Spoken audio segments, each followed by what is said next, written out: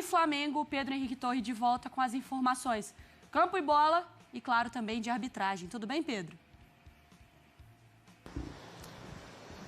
Tudo bem, Mari? Beijo para você novamente, abraço aos companheiros por aí.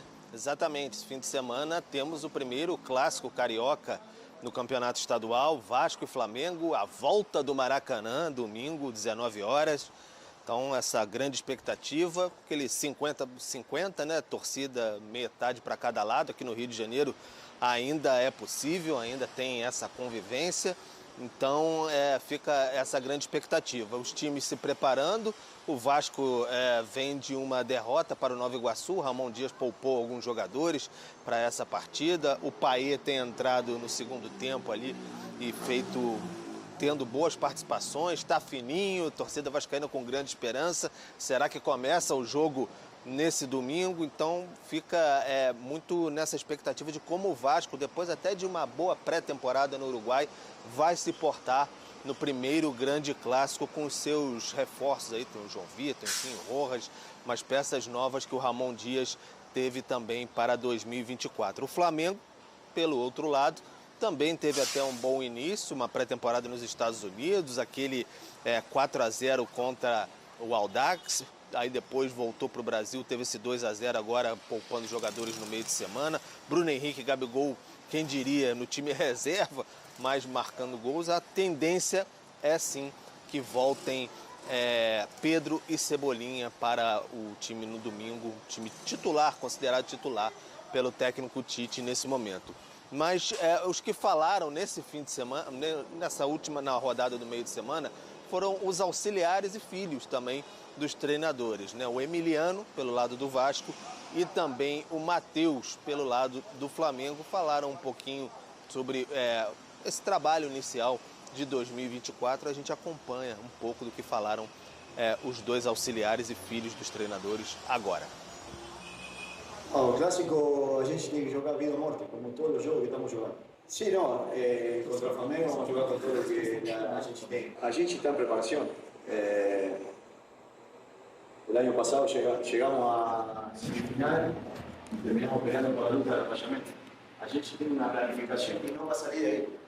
Aconteça o que aconteça. Então a gente pretende ficar evoluindo e a gente só vai saber o quanto vai ser mais para frente. Vão vir percalços, vão vir momentos difíceis que vão consolidar ainda mais a equipe ou não. Vão vir momentos que a gente vai estar bem, fluindo muito natural. Então fica muito difícil te dar tanto uma porcentagem agora ou quanto vai atingir o ápice. Porque a gente pode falar que como equipe a gente está com um grupo que está muito consciente dessa evolução que a gente tem que estar tendo e todos incutindo uma mesma ideia de estar trabalhando e evoluindo sempre. Bom, o recorte é esse, Breiler. Payet e Arrasca, então, desde a estreia do francês. Aí são números parecidos, né? 20 jogos para o Payet, 16 jogos para o Arrascaeta, 3 gols para cada um, o Arrascaeta com mais assistências, 4 contra 2. Então, em números ali de participações em gols, o Arrascaeta, de fato, tem mais em menos jogos. Já dá para fazer essa comparação, Breiler?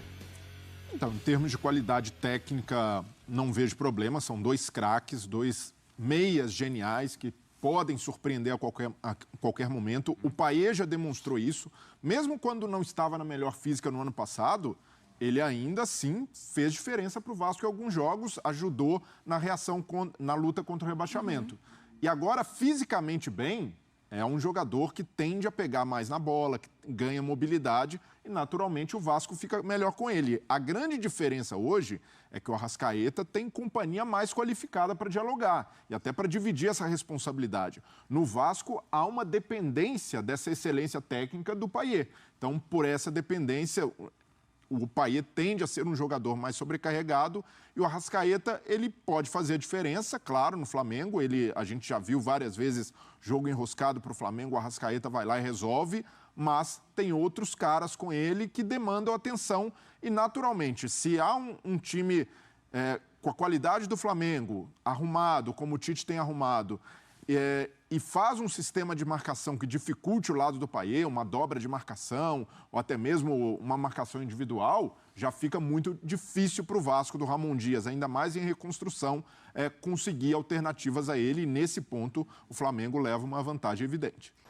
Acho que vai mais do que o que o Marra disse, né? É mais uma tentativa de você mobilizar o grupo, porque você vem de uma derrota para o Nova Iguaçu. Por mais que você tenha poupado alguns jogadores, a atuação foi ruim, houve momentos ali de desatenção até, então é mais uma tentativa de você mobilizar, ligar o alerta e lembrar também a torcida, estamos atentos aqui ao que está acontecendo e tem um clássico ali na frente contra o Flamengo, a gente sabe da importância e estamos aqui dentro bem mobilizados em relação a isso. Então é mais para passar o recado mesmo, porque é teste, é início de temporada, tudo bem, etc.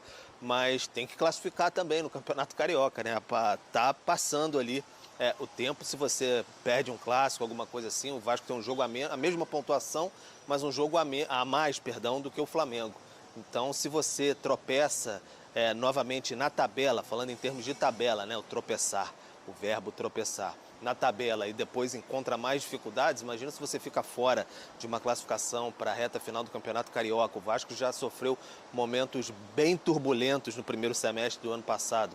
Então, acho que eles entendem muito bem o tamanho disso para não levar para a sequência da temporada.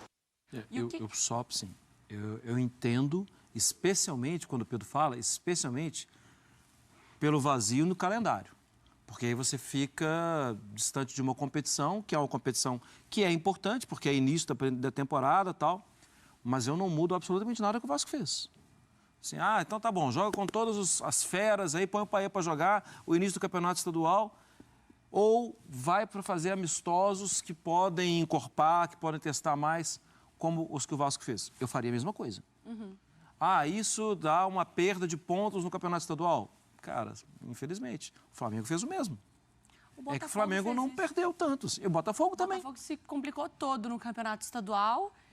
E foi líder do Campeonato Brasileiro um tempão. Mas se a gente dormisse e acordasse e visse a classificação, o Botafogo terminou bem o ano. E o que tem nas entrelinhas disso? É que isso testa o nível de convicção da direção. Sim. Porque se daqui a pouco, o Vasco perdeu, o Vasco tá fora, o Vasco não vai... Aí começa aquela coisa. Gente, é o seguinte, precisamos justificar aí para alguém, porque estamos mal, vamos ficar... A justificativa tem que ser... A justificativa é o seguinte, a gente também, sabia, né, o que a gente estava fazendo e pronto, vamos ter que contratar. É isso aí, esse é o ponto que o Bruno tocou. O Vasco ainda está em montagem. Contratou reforços, chegou João Vitor, Rojas, jogadores que, de certa maneira, dão profundidade de elenco, mas poucos jogadores ali para vestir camisa e resolver o problema do time e elevar o nível. Então, vem de uma base... Perdeu o Paulinho ainda, né? Exato, perde o Paulinho por lesão. Vamos comparar as opções que o Flamengo tem no meio campo com as do Vasco. O Flamengo tem Alan, Pulgar, Gerson, De La Cruz, fora o Arrascaeta. O Vasco tem Zé Gabriel, perdeu o Paulinho, o Jair...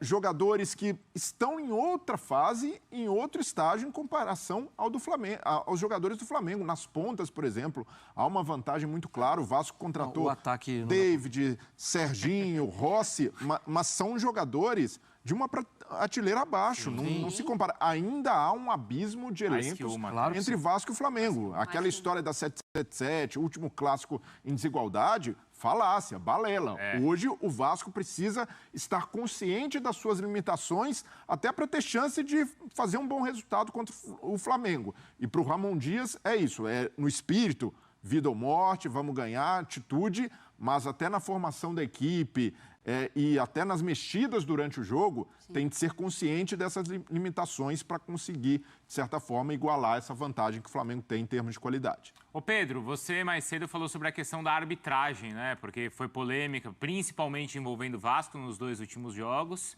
E aí afasta um árbitro, afasta o outro. Como é que vai ser dessa vez, hein? Como é que vai ser feita a escolha, então? Pois ficava essa expectativa aí de qual seria o árbitro para esse clássico de domingo, né? Justamente por conta dessas polêmicas nos jogos do Vasco, né? Nos 2 últimos jogos, 2 árbitros afastados, Bangu, Nova Iguaçu, o Vasco reclamando bastante em relação a isso.